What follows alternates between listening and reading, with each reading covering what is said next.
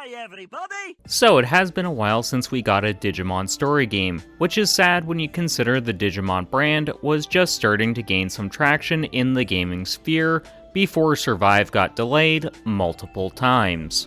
Generally speaking, both Digimon Story Cyber Sleuth games were well liked, and Digimon World Next Order, while divisive, was still a decent throwback to the original PS1 title, which was based off the Virtual Pets. While Survive was delayed multiple times, it wound up being arguably one of the best Digimon titles of all time, which admittedly isn't a super hard bar to jump over as the majority have been decidedly mediocre. So let's dive into why Digimon Story Time Stranger is so important for the brand going forward, and why it might just be a super special game in the process. To start things off, we have to cover the systems it'll feature on.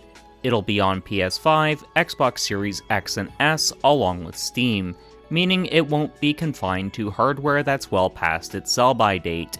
We see you over there, 8th generation systems. You should have been put out to pasture in 2022, but you stuck around for some reason. But given Time Stranger is only going to feature on modern systems is a good thing. It means Bandai Namco and developer Mediavision Inc. can go a bit harder with this game. To this point, there are very few games that truly push what the 9th generation of consoles are capable of. While I'm in no way expecting a Digimon title to be a demanding one, it is a good sign it's on more capable hardware, given the Cyber Sleuth games were primarily built with the PlayStation Vita in mind, and thus used low-res, even for the time, models, so the game looked kind of ugly on anything bigger than a handheld system.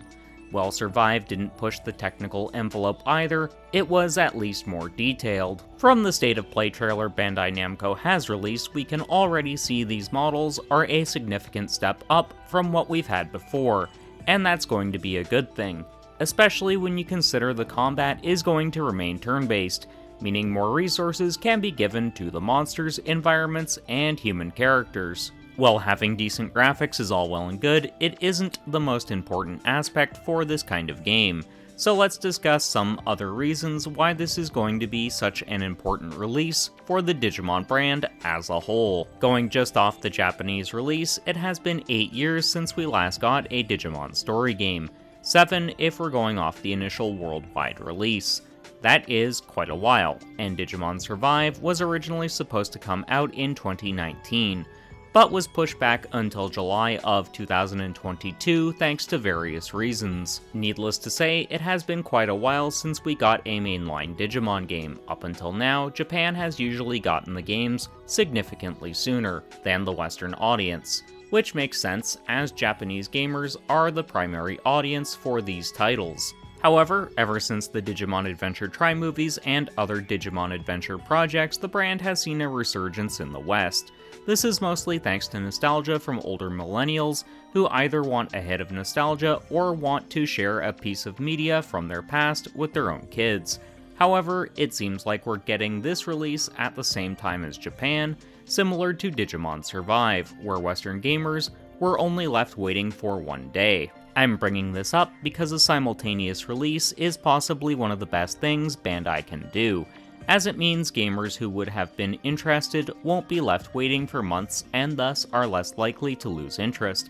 Having it announced during a State of Play is certainly going to bring a lot of attention to this game, as I'm seeing gamers who otherwise don't cover Digimon in any way, shape, or form taking an interest in this release. Which is a good thing, as it means more people are likely to pick it up at launch, which in theory should mean more people buying the game as a whole, and that'll lead to potentially more Digimon games in the future. That's all well and good, but why is releasing it this year so important? While I do feel 2025 is a pretty good year for games, especially when it comes to JRPGs, it just so happens to be a year which is pretty front-loaded at present. Games announced during the most recent State of Play are more likely to have release dates later this year, as shadow drops rarely work out as well as most companies hope. Hi-Fi Rush was a bit of a rarity, so when do I imagine we're going to see Digimon Story Time Stranger? Given it was announced so early in the year, we know it won't be in the second quarter, which ends on March 31st, which means a third or fourth quarter release window is far more likely. The third quarter runs from April 1st through June 30th. I think it's pretty safe to rule that one out, given we still don't have a release date beyond 2025, making the fourth quarter more likely. That runs from July through September, given Digimon as a property isn't the hottest right now, along with the summer typically being the weakest part of the year for releases, and it's likely it will release then. Though a release in October through November could be a possibility if Bandai really believes in this project, though I think it's doubtful, given Grand Theft Auto 6 is supposed to come out around that timeframe, and we all know developers will want to give it as wide a berth as possible, so as to not be overshadowed. However, Bandai haven't always been the smartest when it comes to managing the Digimon IP. During the mid-2000s and early 2010s, they had no faith in the brand whatsoever when it came to the West, and as a result, there are a ton of games that never got released over here. So why is releasing it this year so important? It's mostly because 2025, while being a deep year for good releases, really doesn't have too many standout IPs, making for the perfect time for Digimon to make a comeback. Weebs like myself will buy this game, zero questions asked. People who vaguely remember Digimon from their childhoods will pick this game up. That's a decent number of sales from that alone. Then couple that with the fact it's a turn-based JRPG and people are going to want it just because of that. People love this style of game still, despite what Square Enix might think on the matter. Tell me when I'm telling lies! Also, something tells me during the Switch 2 showcase, Nintendo might announce, oh hey, it's a Switch 2 launch game. If that's the case, it'll probably sell decently since JRPG fans love taking their games on the go. During the trailer, I noticed something. While it's minor to most people, having a good English dub is going to be incredibly important. Now, it's not make or break, given titles like Atelier Ryza did manage to break into the mainstream despite only featuring Japanese voice acting. But you have to consider, the Atelier games, despite also being JRPGs, have a rather different type of fanbase than Digimon does. It focuses far more on the people who are deep into the JRPG weeds, whereas Digimon is primarily a property aimed at kids, so reading comprehension may not exactly be its target audience's strong suit, meaning having a dub makes it so much more accessible to a general audience. This won't be the first time a Digimon game has gotten an English dub. Next Order had one. But the less said about that, the better, as it was rather cringe.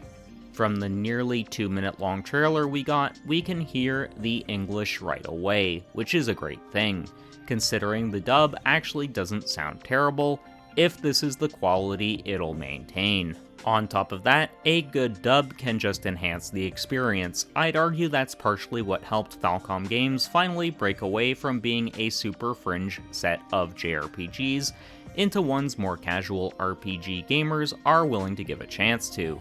I suspect this'll hold true for Time Stranger. A lot of my friends actually complained about the lack of dub for both Cyber Sleuth titles and Survive.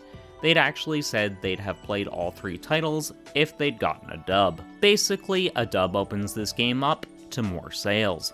Thankfully, it seems we're getting a competently made one this time around, unlike Next Order, which sounded like it came from the early 90s. This is just something I've noticed. Since we're going to move between the digital world and the real one, along with time traveling, I suspect this is going to be a rather meaty adventure, which is important.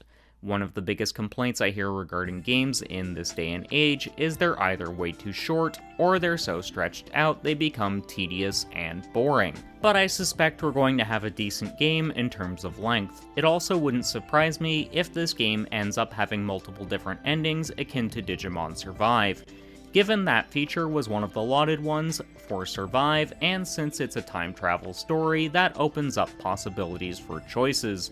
I will probably be wrong on this one, but that is speculation on my end. So, is there anything I feel this game needs? So now we're going to discuss some more opinionated aspects for the rest of this video, so hit subscribe and ring the bell if you've made it this far. What does this game ultimately need? We already know the game is going to feature an auto-optimization function, which is going to go a long way towards making this title accessible to newcomers. In fact, one of my issues with previous Digimon games is how cumbersome and inaccessible they could be for newcomers despite being aimed at a younger audience. As a JRPG veteran, I didn't have much issue, but having optimization is definitely a good thing to have. So that's one thing Mediavision Inc. will have to focus on quite heavily. Next up, I think the game really needs a ton of Digimon, and a ton of variety. To date, there are more than 1,400 Digimon. Clearly, some of those will just be reskins and variants of previously existing ones. However, that doesn't mean it's an excuse to skimp out on the amount you can recruit. That is always one of the main draws for monster raising simulators, the sheer number you're able to collect. So I think somewhere in the range of at least 650 would be a good idea, probably up to 800 if I'm being honest. Beyond that, there's not a lot of extra things I'd add, though I will say I am interested in how the bonding aspects of the game are going to play out.